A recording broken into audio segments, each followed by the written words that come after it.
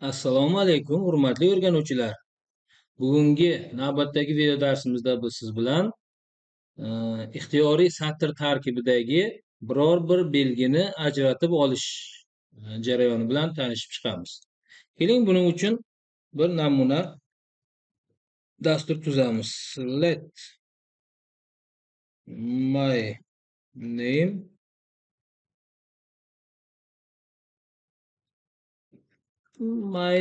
emas, keling first name deb nomlaylik.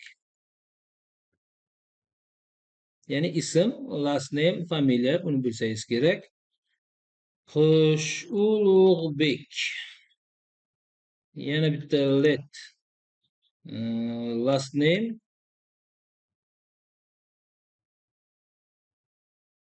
Mamatqulov. Endi keling shu ismimdan bosh harfni ajratib olib, undan keyin familiyam, ya'ni u Mamatqulov deb chiqarishini ko'rib chiqaylik. Buning uchun konsollog avvalgi darslarimizda ko'rganimiz bektikdan foydalansak qulayroq bo'ladi. Assalomu alaykum virgul dollar figurali qaus va buni ichida first name'ni birinchi belgisi degan buyruqni berishimiz kerak. First name va ana endi first name'ni o'zi emas, to'rt burchakli qaus ichida birinchi belgisi, ya'ni indeks bo'yicha sanab olishimiz mumkin.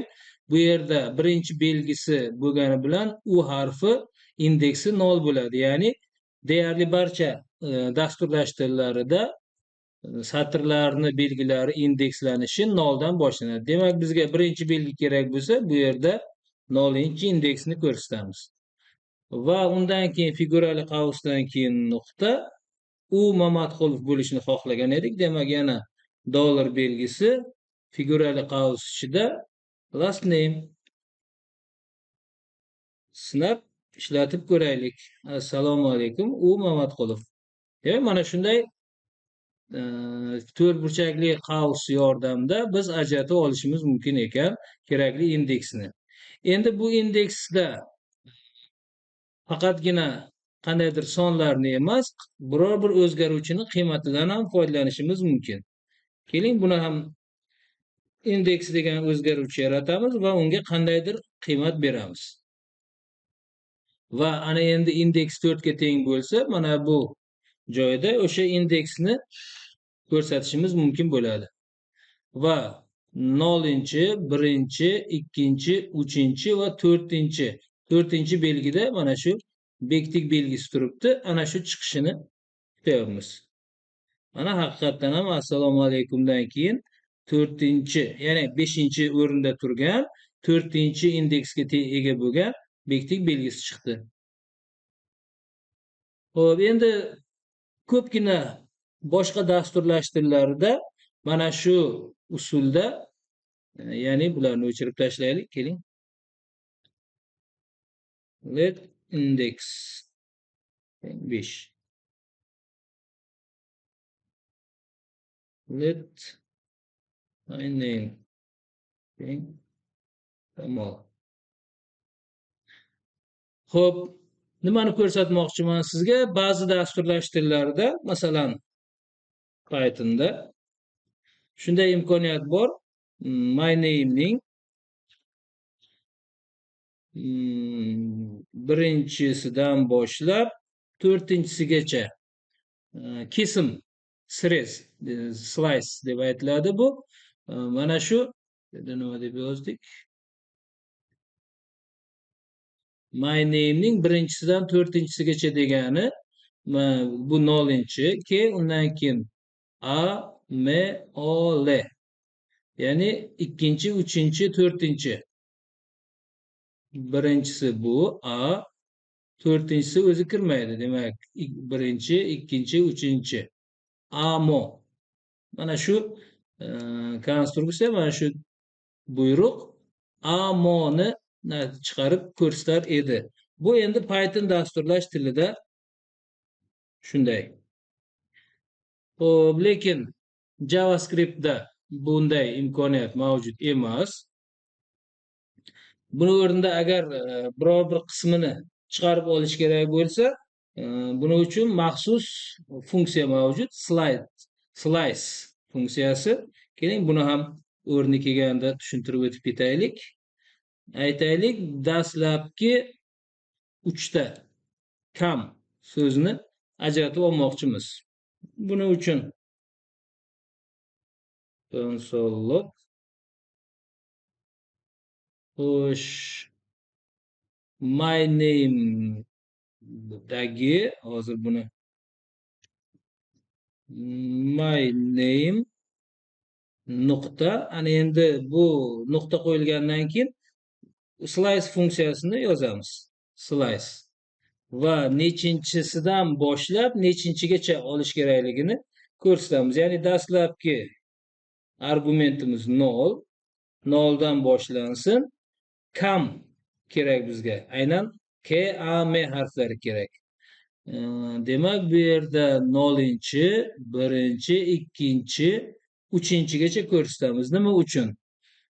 Ya'ni bu yerda hozir sizga tushunarli bo'lishi uchun keyin yozib qo'yamiz. K bu 0-chi, A bu 1-chi, M bu 2-chi. Bizga aynan K, A, M kerak edi. Nima uchun? 3-gacha ko'rsatdik. Sababi slice funksiyasidagi birinchi argument natija tarkibiga kiradi, ikkinchi argument esa natija tarkibiga kirmaydi. Demak, biz 0 dan 3gacha deganimizda 0-chi, 1-chi va 2-chi indeksdagi qiymatlar chiqarib ko'rsatiladi. Xo'p, sinab ko'raylik. Mana aynan bizga kerakli kam degan satr hosil bo'ldi. Keling, endi o'rni kelganda ba'zi bir slice funksiyasi bilan bog'liq xususiyatlarni ham ko'rib o'taylik.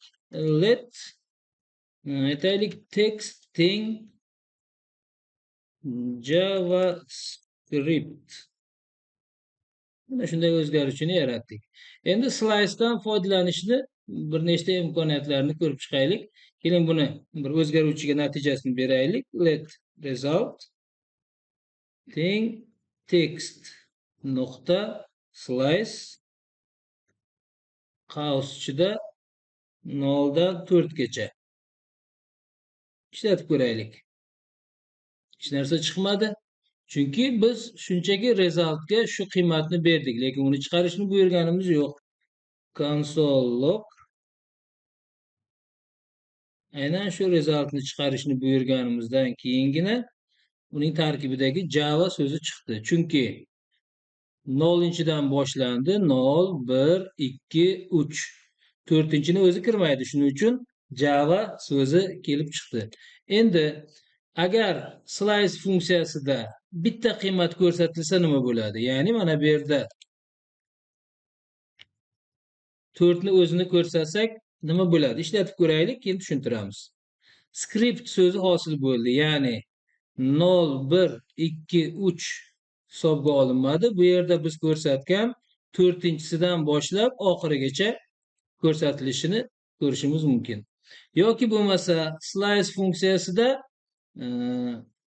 manfiy qiymatlarni ham ko'rsatishimiz mumkin. Keling, sinab ko'ramiz. -6, -3 ishlatib ko'raylik. Ya'ni manfiy indeks ko'rsatganimizda bu oxirdan hisoblanadi. Ya'ni birinchi, -1-chi, -2-chi, -3-chi gacha keladi, lekin buni o'zi kirmaydi. Undan keyin davom etamiz. -4, -5, -6. -6 bu S harfi, -3 bu I harfi. Demak, yuqorida aytganimizdek, birinchi kiradi SCR.